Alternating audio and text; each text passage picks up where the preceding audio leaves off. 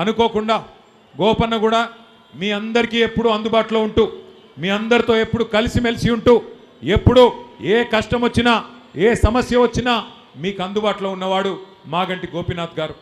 ఆయనను మీరు 5 ఏళ్ల కోసం గెలిపించినారు. కానీ దురదృష్టవశాత్తు ఆరోగ్య సమస్యల వల్ల సంవత్సరన్నర లోపలనే గోపీనాథ్ గారు మన మధ్యలో లేకుండా పోవడం మనందరికీ కూడా ఎంతో బాధ కలిగించిన విషయం. ఇవాళ ఆ కుటుంబం ఏ కుటుంబం అయితే పార్టీకి సేవ చేసిందో, ఏ కుటుంబం అయితే జూబ్లీ హిల్స్ నియోజకవర్గానికి గోపీనాథ్ గారి రూపంలో అండగా నిలబడ్డదో ఆ కుటుంబం ఒక పెద్ద దిక్కును కోల్పోయి ఇవాళ మీ ఆశీర్వాదం కోసం ఆ ఇంటి ఆడబిడ్డ మీ అందరి దగ్గరికి కూడా వస్తూ ఉన్నది.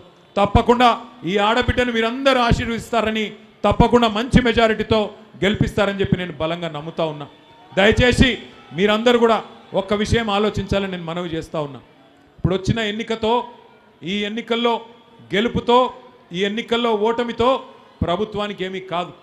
కానీ ఒకసారి ఆలోచించండి, 2 ఏళ్ళు అయింది కాంగ్రెస్ ప్రభుత్వం వచ్చి.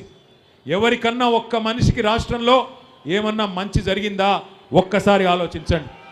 ఎన్ని మాటలు చెప్పినారు, ఎన్ని అబద్ధాలు చెప్పారు, ఎన్నెన్ని రకాల వాగ్దానాలు చేసినారో ఒక్కసారి గుర్తు తెచ్చుకోండి. హతేలీ మే జన్నత్ దిఖాకే, అరిచేతిలో స్వర్గం చూపెట్టి అందరికీ అడ్డగోలు హామీలు ఇచ్చి, ముఖ్యంగా గ్రామీణ ప్రాంతాల్లో ఉండే రైతాంగాన్ని, గ్రామీణ ప్రాంతంలో ఉండే మరి అక్కడ ఉండే పెద్దలని మోసం చేసి కళ్ళబొల్లి కబుర్లు చెప్పి 420 హామీలు ఇచ్చి ఇవాళ అధికారంలోకి వచ్చింది కాంగ్రెస్.